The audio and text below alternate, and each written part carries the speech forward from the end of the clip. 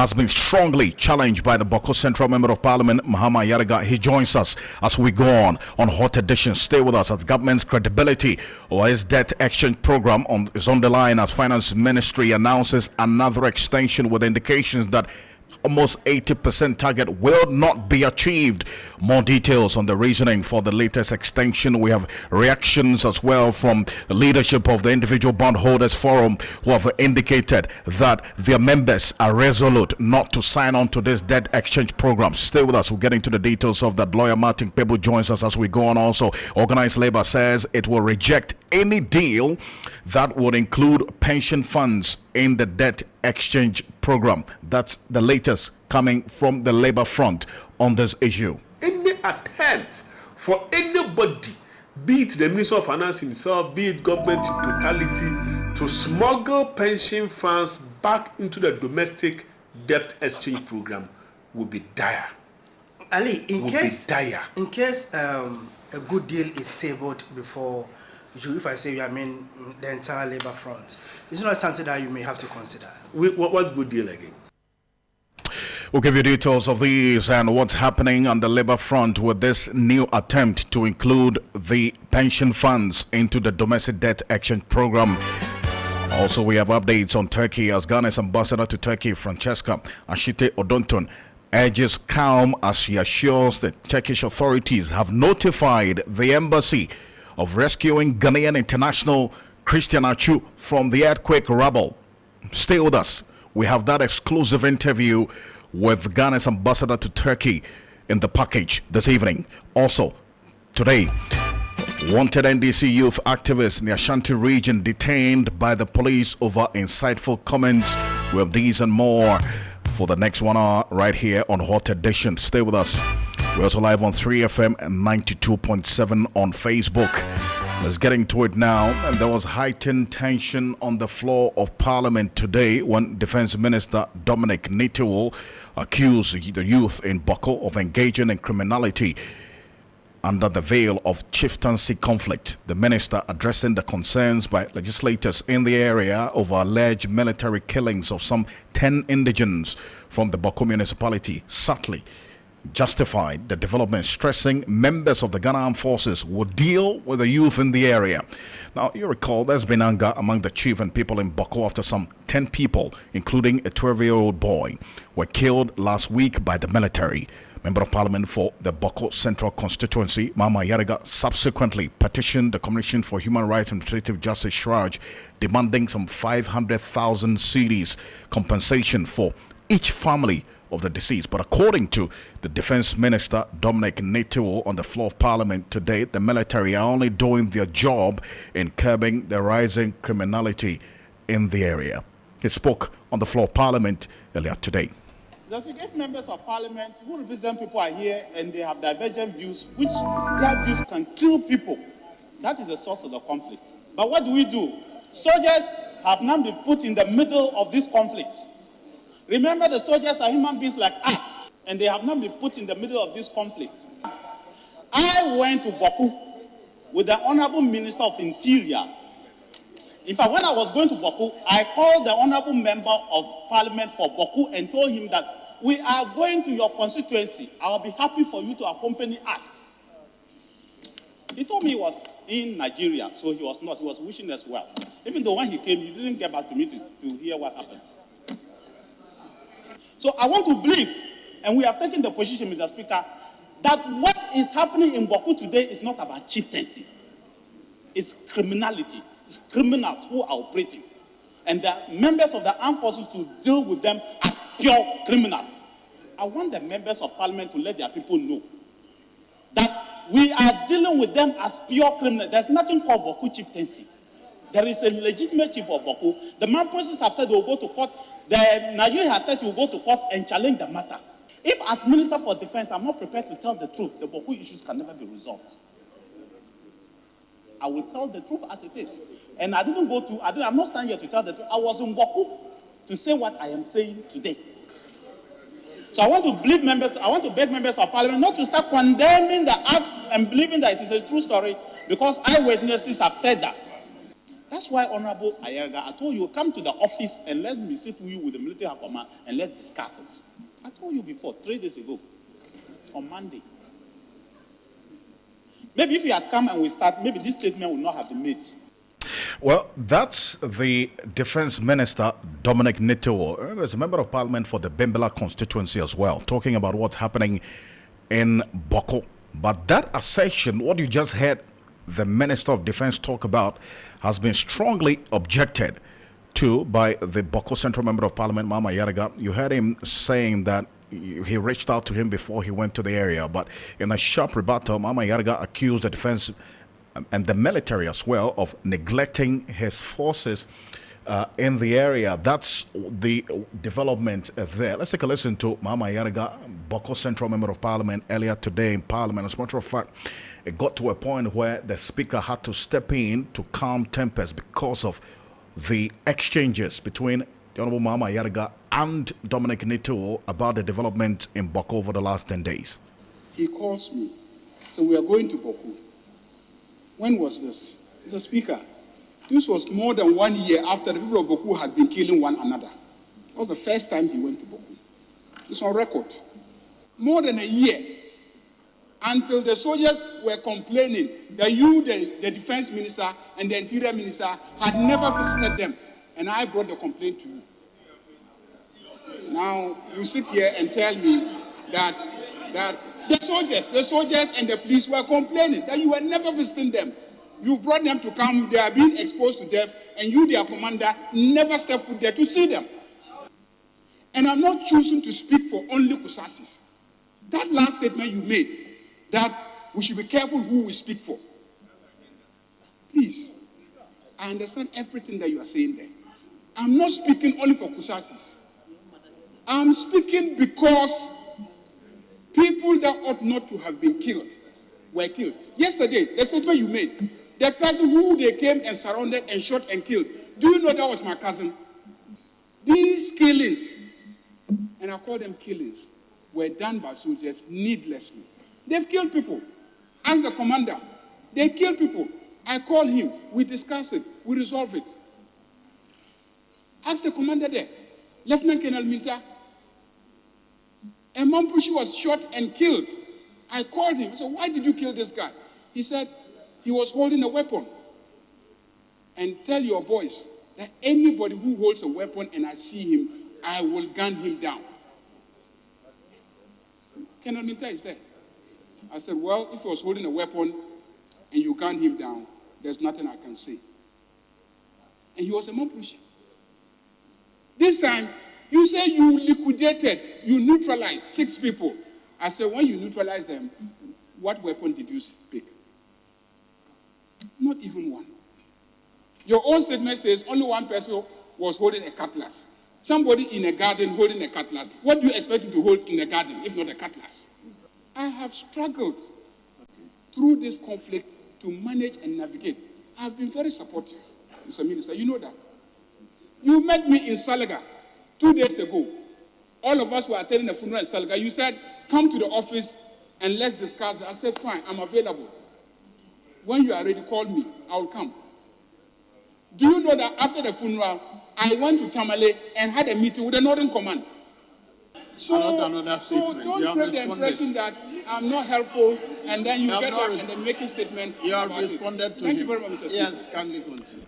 Well, so that is the Member of Parliament for the Boko Central constituency, Mama Yaraga, there, responding to some of the claims made by the Defense Minister, Dominic Nito, earlier. You heard him talk about Mama Yaraga accusing him of not caring about what's happening in the area, because when the Defense Ministry, that's entourage, went to Boko, Mama Yaraga, was in Nigeria. Mama Yaraga responded quite swiftly, indicating that any comments that suggest that the youth in Boko are only engaged in criminality is not a reflection of the fact of the situation on the ground. Let's go on to the telephone now. Dr. Adam Bona is a security analyst joining us, and he's called for investigations into this matter. Dr. Bona, thank you so much for joining us on Hot Edition. So, the defense minister gave an account of what the ministry knows so far. That was objected to by the member of parliament for the area. In your view, what has to be done to ensure that there's a clear establishment of exactly what the military is being accused of doing in Boko? Well, I think, good evening, Alfred. I think that investigations must still be conducted. Whether you like it or not, people have been killed. And the last year or two, we have had close to 100 or so or more people have been killed in Boko. And so as far as I'm concerned, investigations must be conducted to establish. So for instance, as we speak, the member of parliament and some parliamentarians from the area have raised issues. Some of us analysts have also raised issues. The other thing has to do with the military themselves came up with a release. Then you have the defense minister also, making a statement, which is a very important statement, alleging issues of criminality. As far as I'm concerned, it's even the most reason why I think investigations must be conducted to establish whether, in fact, military officers are culpable or there is some, credibility in what the defense minister is saying or what the military said and what the members of parliament are saying from the area. As far as I'm concerned, yes, there is that element of criminality. There is evidence abounds that some people are profiting from the conflict in Boko, selling firearms, selling, bullets, selling all manner of, items, war materials. I think it was on your network that yes, it was you, Ocansey. I was speaking to you on your evening program on TV3, where I mentioned to you some military accoutrement, found its way into Boko. Indeed. And and what do you call it? The police arrested them. I'm not sure what has happened. So, in fact, what the defense minister is saying, there's some amount of truth in that. And no one can challenge, that assertion that criminals are engaged in, the war that is, has engulfed Boko. I don't want to even call it conflict because now you don't even know who is who. You don't know who is a military officer. You don't know who is a fake military officer. You don't know who is a Mamposi, who is a Kusasi. Don't know who is a Bimoba, who is a Dogomba, Hausa, Fulani. You don't know. It is, each one for himself. Last night, for instance, 2 people died. And some of us are actually losing sleep because then it is almost like some of us are, the commander-in-chief of the armed forces. You have calls and calls and calls coming in from indigents who are resident in Boko when fighting, when they are killing one another. And I think that something must be done. Dr. Bonai, it's perfect sentiments there that many people will agree with you on. It's a very slippery situation there in Boko. But does it worry you that the defense minister and the member of parliament for Boko Central are sharply divided on this particular issue and how that could make finding lasting peace to this situation a challenge? Well, I think it's a healthy conversation, even though very worrying. I would have wished that by now the Honorable Mama Yariga would have engaged. I'm surprised he hasn't done any engagements. I'm surprised. I'm hearing this for the first time that he has not engaged the Minister of Defense. That engagement should have taken place the very first day, in fact, before even his release and probably even writing to Sharaj to investigate this. He should have probably sat the minister in charge of defense to know, there's that, it's been alleged that some military officers have killed people in Boko, and this is the evidence he's got. He should put that before the defense minister. I'm sure the defense minister would have actually raised it in cabinet because the defense minister is a cabinet minister. And so I think that if he hasn't done that, then it's not the right thing. He should engage the defense minister because whether you like it or not, he's a minister in charge of defense and you cannot take that away from him. He's a very important minister who, in the scheme of things, should, permanently be engaged when it comes to Boko. The Interior Minister permanently engaged when it comes to Boko. The National Security Minister permanently engaged, because these are people who have unfettered access. I mean, they have access to the president, the executive president. And so for me, I think these things must be done if he hasn't done it, so that we'll see. At the end of the day, because lasting peace we want in Boko, we don't want people dying needlessly, like chickens, and allegations upon allegations. Listen, the day the regional minister was actually when he led a delegation to go and meet the, both sides, the Mamprosis and the Kusasis, that day when I think they were at the Bokuna Best Palace, while the dialogue was going on, some hoodlums were actually shooting close to the Bokuna Best Palace. If this is not criminality, how would you term this? And you see, that's not criminality. How would you term this? Dr. Bernard, that's where the concern is, that how then, what should be done to separate the criminals from the real situation on the ground, is it not? I mean, you've called for investigations. I mean, the likes of Mama Yarga, who was petitioning Sraj on this matter, the traditional rulers in the area have called for a presidential commission of inquiry. Now we're hearing that the minority in parliament is also calling for an ad hoc committee to probe the alleged killings in Boko. Because of the element of criminality, what is the appropriate approach or channel to be able to establish exactly what the truth of the situation is? Well, I mean, the truth of the situation can only come out when, thorough investigations, independent investigations have been established. If not, at the moment, everybody seems to be speaking. None of us is aware of, who, I mean, it's difficult. I can show you evidence of whatever I've got. And so assuming that, an investigative committee or commission has been put together, whatever evidence I've got, I will share it with them. It is up to them what they do with the evidence. The game here is proof. You need to prove that whatever evidence you got is evidence that can be substantiated. And I believe that once that is done, we'll be able to tell. And I tell you that some people, politicians, are actually involved in this Boko conflict because they are benefiting. And for that, I can tell you without any shred of doubt in my mind. Politicians are benefiting from this Boko conflict. I have to, I don't want to mention names, but it's an open secret that some politicians are benefiting. Some big people in this country are benefiting from the Boko conflict. And that is how the situation is. So until such a time that we are very truthful. We are very truthful to ourselves and tell ourselves that, let's make sure this Boko conflict is reduced to, we stop it by making sure those who are culpable, we bring them to book. It doesn't matter if you're a big man in Ghana or not. We should arrest you and prosecute you. The Boko conflict can only get worse until we do that. Dr. Bona, I thank you so much for your time. Thank you. That's Dr. Adam Bona, a security analyst, joining us on Hot Edition on the situation in Boko and what's happened in Parliament earlier today.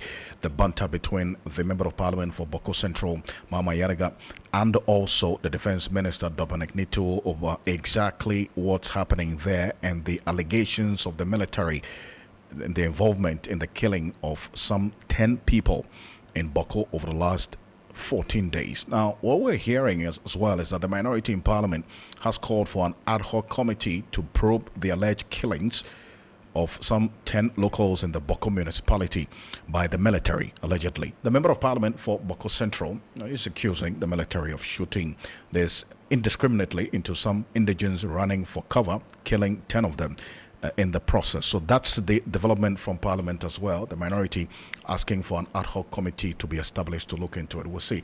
Keeping an eye on how things are playing out in Boko. We'll be updating you exactly what the Commission of Human Rights and Administrative Justice Shraj says about this.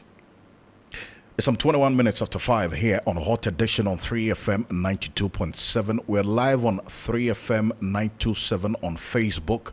Log on to Facebook right now. We've been showing you some pictures of what's the situation in Boko as well, and how things played out in Parliament earlier today. But concerns are being raised over government's ongoing domestic debt restructuring program following yet another extension Tuesday, despite earlier assurances that the Tuesday deadline will be the last. In fact, the Finance Minister, Ken Oforiatta, in the late hours of yesterday announced a 3-day extra extension amidst reports the 80% target by government, that's the 80% approval target by government, is in limbo. Now, per the statement, which we have a copy of, the Ministry of Finance and signed by the Sector Minister, Kenneth Friata, the window ends at 4 p.m. on Friday, February 10, 2023. Now, according to the statement, the extension of the window is as a result of the technical challenges experienced by some bondholders as they try to complete the ongoing tender process. It is also believed that a sudden rush by bondholders to sign up to the close of the deadline placed a strain on the IT infrastructure set up by the Finance Ministry for the process. The statement also explained that the timetable of the exchange remains unaffected except for the announcement date, which is now Monday, February 13. Well, Vice President of Imani Africa, Bright Simmons, has been reacting to this development. He says that the extension of deadline will not necessarily lead to any significant change in the position taken by individual bondholders not to sign up onto the debt exchange program. He also doubts that government will opt for a full-blown default because of the implications it would have on the economy. Take a listen to Bright Simmons. Okay, so the point is that the government's option of default is constrained by a number of important factors. One factor being that it casts this whole program into uncertainty, and it is very unlikely that if there were a series of major, credible, potentially winnable legal challenges mounted against these different actions the government is taking, that the IMF will proceed to agree to a program, because that will mean that there's a risk to the program. And the IMF has to protect its money as well. People forget that like any other lender, when you're lending to a country, you consider the risk that the country may not be able to execute the program for which they are borrowing the money, and the risk that they might not be able to pay you back. So as a lender, as any lender, the risks are important. So I don't think that the government will take precipitous decisions that endanger the IMF program, especially before they get a program. Once they get a program, defaulting while they are still under the IMF program places the IMF also in a quandary because of reputational reasons. If Ghana is under an IMF program and is defaulting on debt, it reduces the credibility of that program. I don't think that the government will go to the extent of a broad default. But we all know that the government's credit rating is at rock bottom. So it will default on some obligations, as we've seen it do in the case of Cocoa Board, even though the case of Cocoa Board was an SOE, as we've seen it do in the case of coupon payments to Eurobond holders, though in that instant it has not repudiated the debt. It just imposed a it's decided to unilaterally impose a moratorium. So it's done actions that shows that when pushed to the wall, it will punish creditors. There's no doubt about it. We now have a string of action, but a broad-based default is different. The third reason why a broad-based default is unlikely is that then you damage the financial system if you try to do a broad-based default, like default on large swings of the bond market, because the contagion effects will weaken weak banks. We could have a run on the banks. And I don't think that the government intends to completely collapse the financial system, not the government that is going to election in 2 years. So a broad-based default is not there, but any kind of selective default it can use, whether it is to, it's because it wants to push a particular agenda, or whether it genuinely wants to get maximize its debt relief. I think they will do what they can. In most cases, they will do restructuring like they are doing right now. That's Bright Simmons. He is Executive Vice President of Imani Africa, giving us details of his reaction to the extension and also the news of some individual bondholders now, according to the Finance Ministry statement, rushing to sign up, which led to what the Finance Ministry has described in a statement announcing the extension of the deadline to February 10, that's on Friday, put a strain on the IT infrastructure. Now, let's go on to the telephone now. And Martin Pebo is a private legal practitioner. He is a leader of one of 3 individual bondholder groups resisting their inclusion into this domestic debt exchange program. Lawyer Martin Pebo, thank you so much for joining us on Hot Edition. Now, according to the statement from the Finance Ministry, individual bondholders were actually rushing to sign up to the program, which led to a strain on the IT infrastructure. Has any of your members indicated their decision now to break ranks and sign on to the domestic debt exchange program? Not at all, Mr. Ocansey, not at all. I believe the publication by the Minister of Finance is a PR stunt. That's a pure PR stunt. They didn't get the number of people they want from the individual bondholders category. That's how come they've done this extension.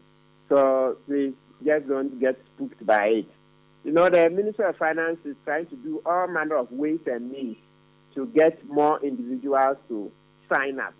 But that is wrong, because if you look at the taxes the Minister of Finance is using, it's not good governance. You know, it's not good governance at all. Because you see, Alfred, Mr. Ocansey, I hope I can be going between Alfred and Mr. Ocansey. Absolutely. Yes.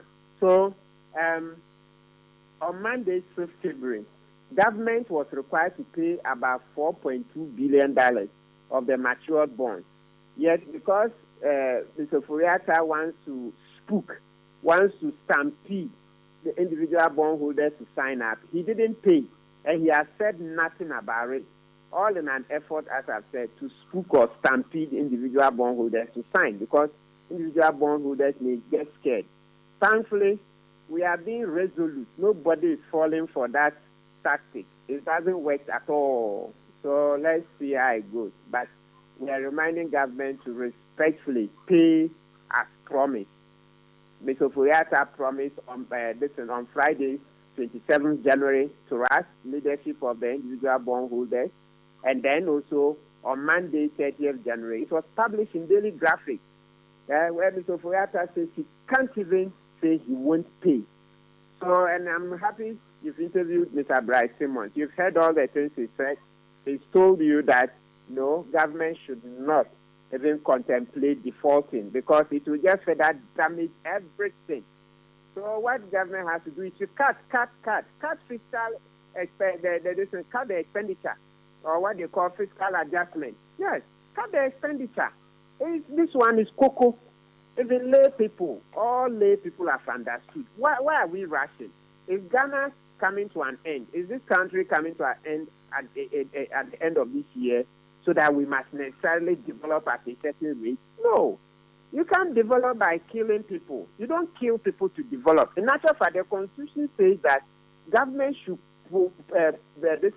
provide adequate livelihood for us. The government should give us freebies. Yet, that's Article 36 plus 1. Yet, government is not able to do that. So, if citizens have been able to save money and have given it to government as a loan, that's a bond, it lies ill in the mouth of government to now seek to use rough taxes, communist inferior taxes, etc., to deny payment, because government wants to be able to create more room, be able to borrow more, to be able to develop. You are developing at the expense of your human beings.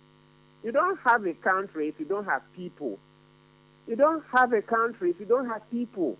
So it doesn't add up. The Constitution is against any such conduct where you're killing people, where you're destroying businesses in order to develop. And by that, I mean the bond exchange program amounts to killing people, amounts to destroying businesses. And that's how come I call it a weapon of mass destruction. You're also live here. If you just joined us here on Hot Edition on 3FM 92.7, we're also live on Facebook. It's 3FM 92.7. Martin Pebble, private legal practitioner, who is also a leader of one of three individual bondholder groups, talking about the domestic debt exchange program, the extension and the reasons given by the finance ministry, also gone by the defense minister Dominic Nituo, also criticizing the Boko youth in engaging in criminality, which has been strongly defended and challenged by the Boko Central Member of Parliament as well on that. And also stay with us. We would be joined as we go on. We're getting to the Ghana's ambassador to Turkey, Francesca Ashite Odonton, who has been talking about the development with Christian Achu because of the conflicting reports that we've been reading, especially from international media.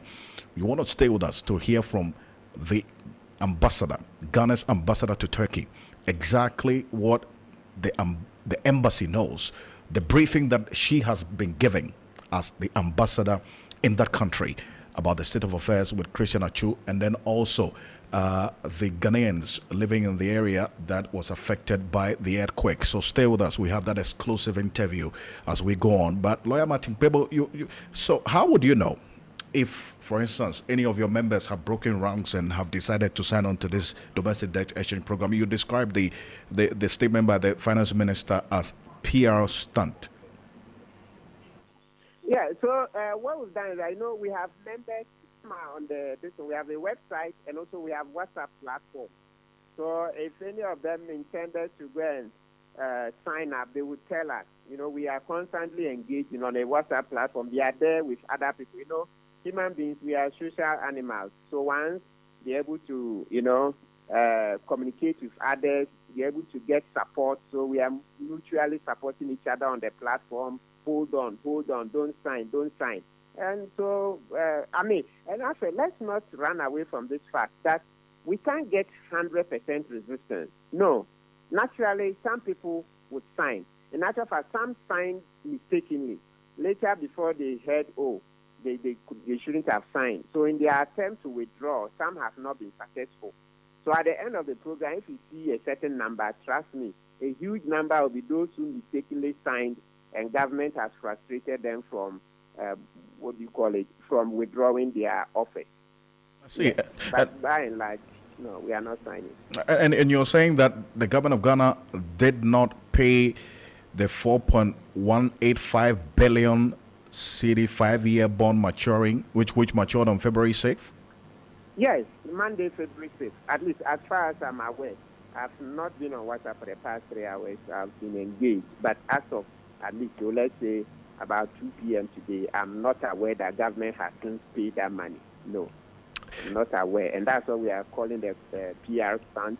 It's also a PR stunt.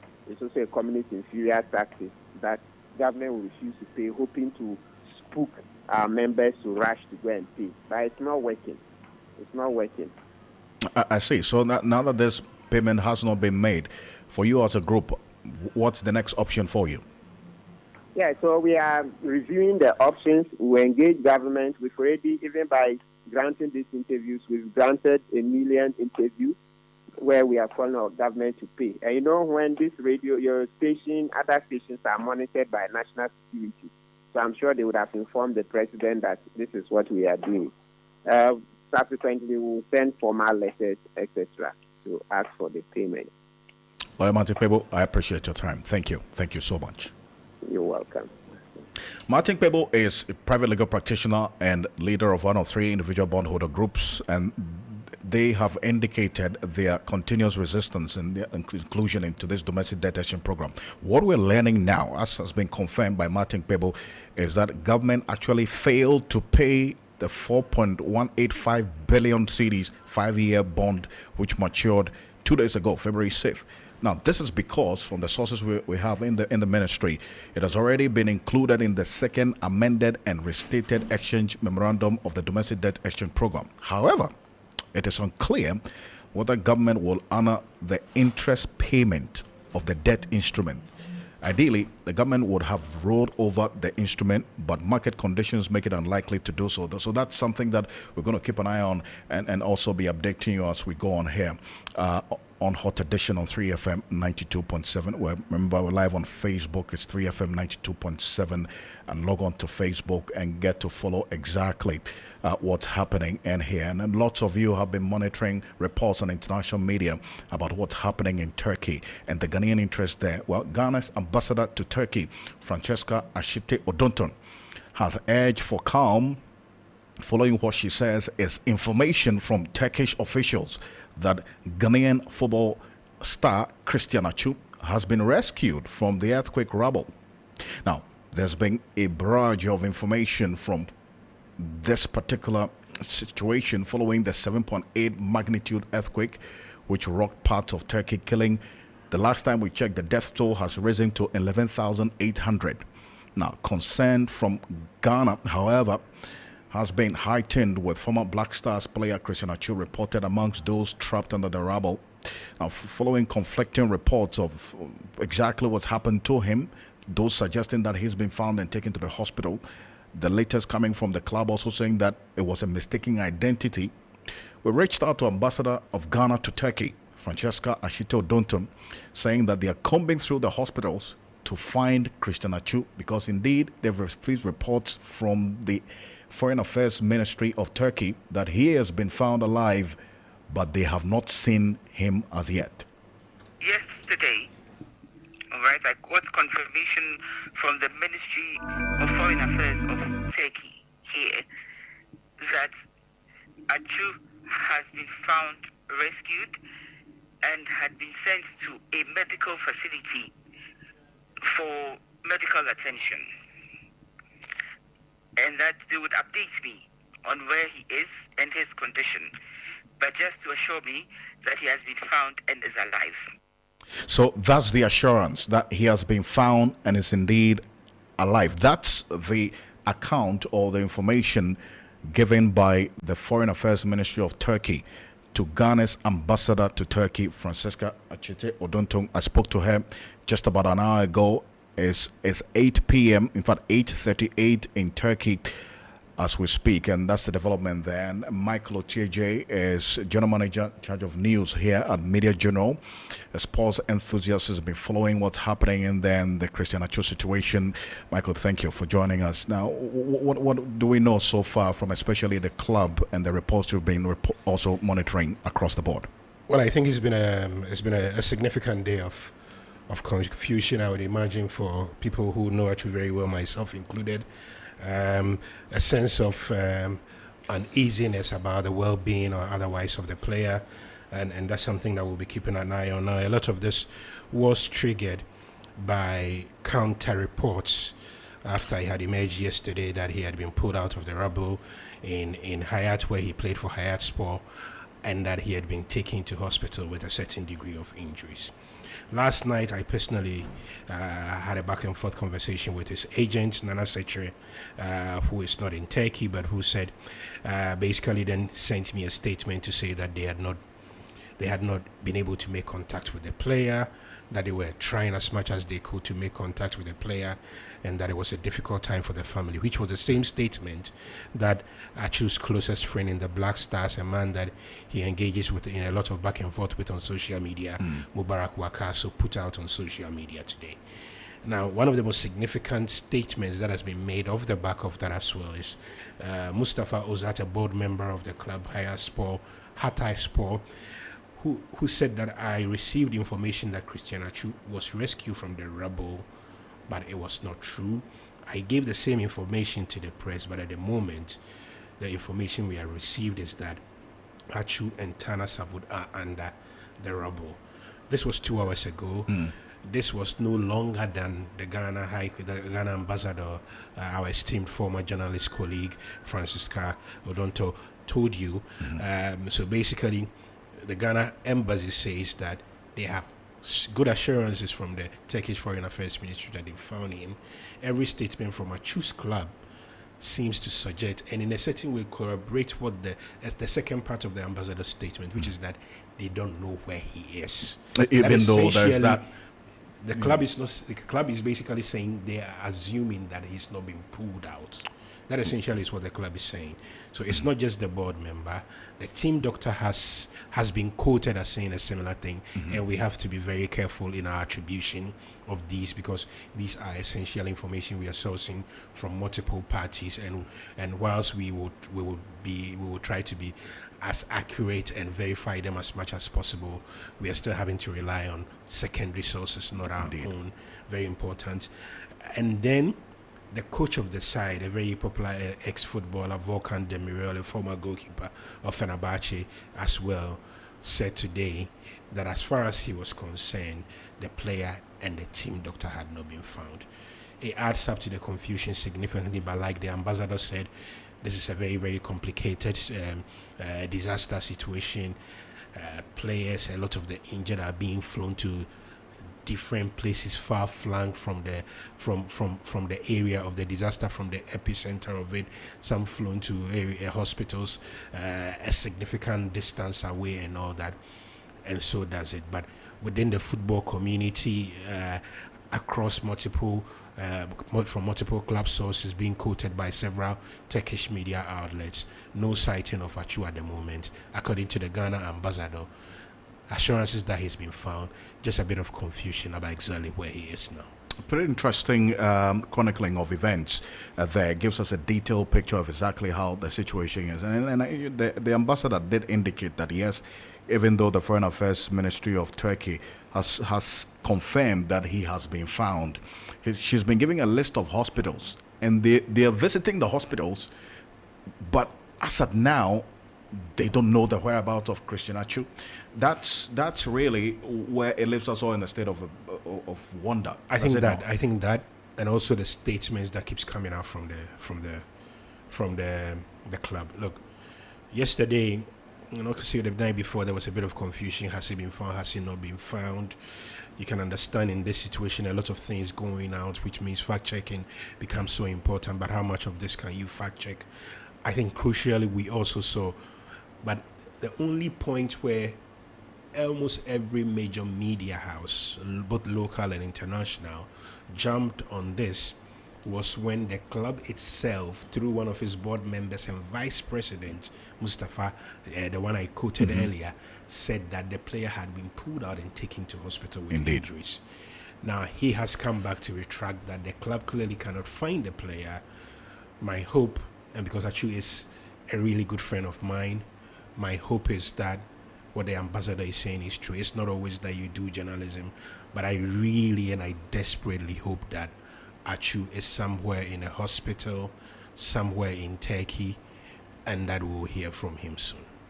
And all fingers clenched and hoping that we definitely will hear some good news. But beyond Christian Achu, there's also the further Ghanaian interest there. A number of students, Ghanaian students who were studying in these areas affected by the earthquake. Now, I asked the ambassador as well what's happened to those Ghanaian students and the Ghanaians who are living in there. And she had this to say. Fortunately, we didn't have many Ghanaians in that part of Turkey. Most of them too are students, numbering maybe just about 15 or 18 in all. And so far, thankfully, they are all accounted for. They are alive, safe, and well. However, because of the situation and the disaster, they are having to sleep in the open in tents because they have been advised that they cannot go into their dormitories for safety reasons. So through members of the Ghanaian community, who I must say have been very helpful, we got in touch with them. And the decision is that they will be evacuated from the disaster area to Ankara, the capital where the mission is, and Istanbul. Thankfully, the Ghanaian community, a number of them, have agreed to host them for the meantime. So what we are doing is we are taking care of them, of the evacuation and their upkeep when they get to Ankara and Istanbul. All 18 students in this area are okay and accounted for? They are okay and accounted for. But we had a number of students in the worst affected areas, which are Adana, Marash, and Gaziantep. We had 7 students in Adana. They are all safe and well. In Gaziantep, we have 10 students. They are all safe and well.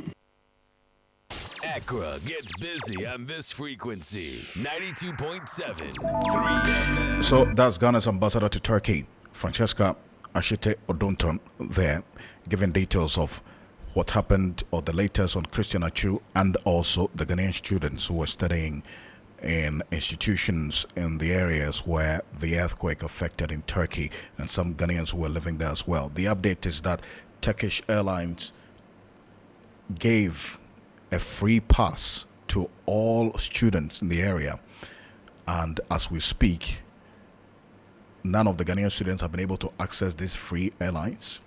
The latest they can do so is next week, Monday. and it is not a good time because of the aftershocks of the earthquake. A number of them are reaching their families here to also find other means of getting them out of the place. So it's something we're keeping tabs on. We'll be updating you as things go through. This is Hot Edition here on 3FM 92.7. Let's get into the world of business now. And Juliana Menuafo is here. Julie? Alfred. You have the latest on reactions to this extended deadline? Of course, and many more juices as usual. Super. Let's get into it now, shall we? Okay, so Menuafo, and thank you for joining us for the business segment. We'll begin talking about the debt exchange because governments may have to find ways to draw more bondholders into the domestic debt exchange program as participations remain well below its target of 80% as of Tuesday evening when the deadline elapsed. The government has now extended the deadline for the fifth time to February 10. But what could the consequences be if the government fails to secure enough participation before the latest deadline elapses? So my colleague Sani Abdulrahman has been looking at the possible outcomes. The government is restructuring the country's total public debt, estimated at 575 billion cedis, in order to qualify for a bailout from the International Monetary Fund. The Finance Ministry has struggled to implement the domestic debt restructuring as bondholders reject the program due to a lack of clarity over the terms and profitability of the new bonds. Three business sources say more than 50% out of the government's 80% participation target have been secured as the close of day Tuesday. According to the Finance Ministry, the debt exchange has officially ended, but an extension is needed to complete the online tender process for bondholders facing technical challenges. If the deadline elapses without a required participation, the government may have to extend the window again and deepen engagement with bondholders. It may also have to consider rationalizing expenditure to help free up some fiscal space. But if all of these avenues fail, the government may have to re-engage the International Monetary Fund for alternatives on how the bailout could be granted. Abdulrahman. And still on this subject, a management consultant, Dr. Daniel Sedo, says the 5% coupon offered financial institutions in 2023 will not be enough for banks to lend to the private sector. This means businesses could struggle to access loans this year, and that may affect productivity and economic growth. Dr. Sedo urged the government to relook at the domestic debt exchange program or risk collapsing the financial sector. He spoke on BizBrief a while ago. We are taking away the capacity of people to produce. We're taking it away. So let's say the banks. Look, banks deal in money. And if you take their money, they've tied it into something, you've changed that arrangement, you destabilize them. If you extend the tenor, you've destabilized them. If you change the coupon, you've destabilized them. They will never be in the position they were before. Do you think the 5% coupon for financial institutions, I mean banks and the likes, would be enough to enable them support private sector with credit this year? For me, this arrangement is flawed. Currently, inflation is 54.1. So the financial institutions or the bondholders are already receiving negative returns. So there's no real value for them. So if you slash that down, it means a negative return is increasing. So it's not about 5%. If we're getting things right, then before you even talk about the 5% means you have work on inflation. That assuming inflation is 0 and you give them 5%, it makes a lot of sense. But inflation at 54 plus and you are giving them 5%, look, you are killing them. Well, management consultant Dr. Daniel Sedo there. There's increasing pressure on fund managers of collective investment instruments to engage their customers on the debt exchange program. A few fund managers have held virtual engagements, but majority have not. They believe they reserve the right to decide on whether to sign on to the debt exchange program or not on behalf of the investors. But considering the possible fallouts and implications on the value of customers' money, many are asking the managers of the collective instrument schemes to use the 3-day extension window to engage the investors of these collective investment schemes. And away from the debt exchange now, the Chamber of Agribusiness has requested the Ministry of Food and Agriculture to dissolve full details of its recent agreements to allow in large scales of pork from the United States. The government of Ghana and the United States Department of Agriculture has signed an agreement that will see Ghana import pork and pork products into the country. The situation, according to pig farmers, is frustrating and has the potential to collapse the industry. President of the Chamber of Agribusiness, Anthony Morrison, says they want further and better particulars of the agreement. It's something that we do know that a lot of middle class citizens have invested into the piggery industry, and it's an industry that we need to protect. So we are happy with our engagement with them so far. We want the Ministry of Food and Agriculture, the Ministry of Trade and Industries to do proper engagement with us. The engagement must be open and frank, and we also seek to build a very robust data that sometimes informs some of these economic trade developments. That's how we wrap up the business segment on Hot Edition. And Menu Afodu. Stay tuned for sports. Menu, thank you so much. All the details in the world of business, you find more on 3news.com. Yao Fosulabi is standing by with all the news in the world of sports and obviously the interest on and what's happening to Christian Achu finds its way right there to you, Yao. Yeah.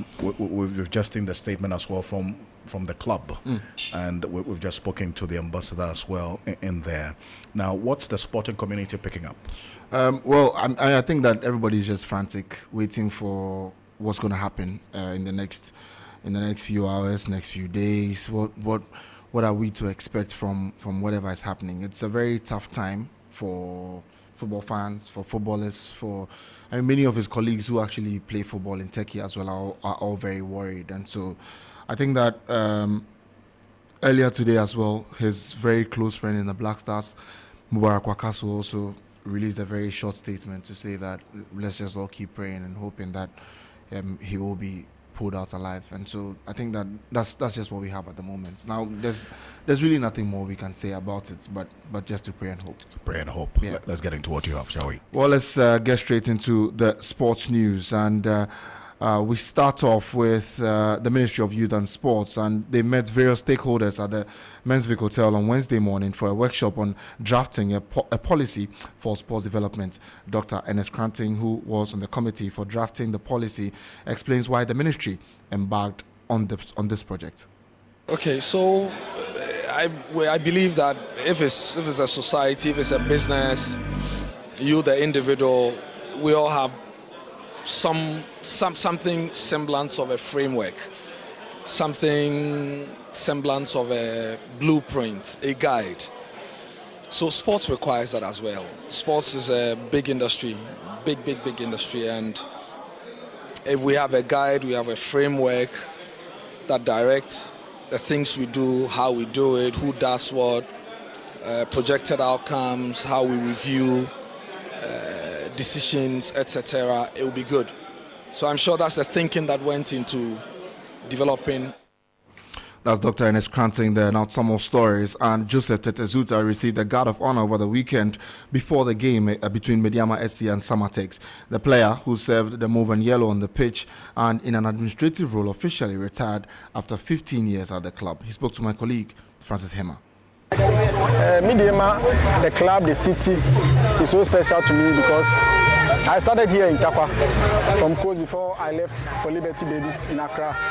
So when they started this project from 3rd Division, I happened to be around, and then I decided to be part of the project because I saw that it was going to have a great future. So that motivated me to be a part of this great. Oh, you heard there. His name is Joseph Tetezuta.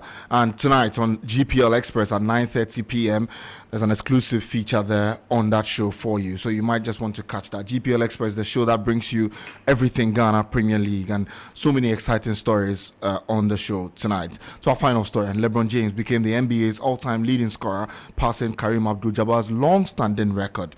The Los Angeles Lakers star James hit 38 points in a 133 to 130 defeat by the Oklahoma City Thunder to surpass Abdul-Jabbar's mark of 38,387 sets in 1989. This is what LeBron had to say after the game. It's so surreal because it's something I never, made a goal of mine or set out to do. It's just happened. Longevity, me being able to be on the floor for 3 multiple franchises, going and trying to be the greatest I could be every single night, and having great teammates and coaches that allow me to be me. So I don't know if it's hit me. It hit me a little bit on the floor when my family got on the floor after it happened, and I seen all my friends and family, but it hasn't quite soaked in just yet. Well, that's LeBron James there after he surpassed Kareem Abdul-Jabbar to become the NBA's all-time leading scorer. My name is Yao Ofusulabi, and that's all the sports news. Alfred. LBJ. King James. Too much. Huge figure in basketball. It's a great guy. Good stuff. That's Yao Ofusulabi with all the news in the world of sports. And Akofa is here updating us what's happening in entertainment. Yes. Now coming up, entertainment news tonight. What? Soothing. Yeah. Soothing. Well, Ghanaians remember singer Ebony Rings 5 years after that death. Also, Obrafo announces 2023 US tour starting March 3. Let's get into the details now. On February 8, 2018, Ghanaians were hit with the news of late Rough-Down record signee Ebony's death. Now, the sensational singer, born Priscilla Opoku-Kwarteng, died in a fatal road accident on the Sunyani-Kumasi Road. She was traveling to Accra after visiting her mother in the Bono region. On her journey, a Jeep with a registration number AS49716 she was traveling in had a head-on collision with a VIP bus heading towards Sunyani from Kumasi. Ebony passed away alongside 2 other persons, her friend only identified as Frankie and a military officer identified as Francis Achuvondi. The driver of the vehicle escaped death. The coupe hitmaker was laid to rest on March 24, 2018 at the Osu Cemetery. Now, 5 years on, memories of the talented singer are still fresh in the minds of fans celebrating Ebony on her death anniversary. Some say they missed her, while others pray for her. Singer Wendy Shea also signed on to Roughtown, took to her Instagram page to honor Ebony. She wrote, "Keep on resting in power." We've got at Larry is here _21 tweets. 5 years on, rest in peace, Ebony. You are really missed. Music streaming platform Boomplay also said, 5 years on and Ebony Rings still has our hearts. Live on, Queen. At Bawa _Kwesi also says, exactly 5 years today, we lost this beautiful and talented young lady, Priscilla Opoku-Kwarteng, popularly known as Ebony. Continue to rest in peace, my dear legend. And at Nana Kesi 24 says, gone but not forgotten, forever in our hearts still. Rest in peace, Ebony Rings. Now to my final story. Celebrated hip life artist Obrafo has announced his 2023 US tour dates. Now the tour will see him perform at different event centers and engage in other music related businesses between March 3, 2023 and November 2023. Obrafo, who arrives in the United States on March 1, will have an album listening session the following day, that is March 2. He will then kickstart his tour with a My Homeland concert. The event will also highlight the rich Ghanaian culture through the power of hip life music, which has been the foundation music for today's African sounds, celebrated as Afrobeats. My name is Akofa, and that's it for entertainment news today. Akofa, you're up at 8 o'clock? Yes, I am today? up at 8 for Wind Down. Wind Down with some soothing music. Some soothing music, absolutely. Great stuff. Stay with us here on 3FM 92.7. Finally, the Coalition of Concerned Teachers says it will not accept any deal by government under the debt exchange program. Government through the Finance Ministry is to table a new deal before Labour by converting part of their bonds into securities. But the president of the Coalition of Concerned Teachers, Ghana, CCT, Ken Ali Audu, says Labour will reject the new deal. He spoke to Labour correspondent Daniel Opoku. Whichever new deal government is going to table, I don't even care. Why? All that I care is that we have an agreement with government that all pension funds, the underlying word is all pension funds, be it tier 2 or tier 3, are exempt from the domestic debt exchange program. and it still stands. To the best of my knowledge, organized labor have not sat in any meeting to review that stance. Well, that's Ken Ali Awudu, President of the Coalition of Concerned Teachers, ending it for us here on Hot Edition on 3FM and 92.7. Join us same time tomorrow at 5 p.m. to 6 p.m. Also live on Facebook, 3FM 92.7. I am Alfred Ocansey. On behalf of the rest of the team, we appreciate your company. Stay with Giovanni and DJ.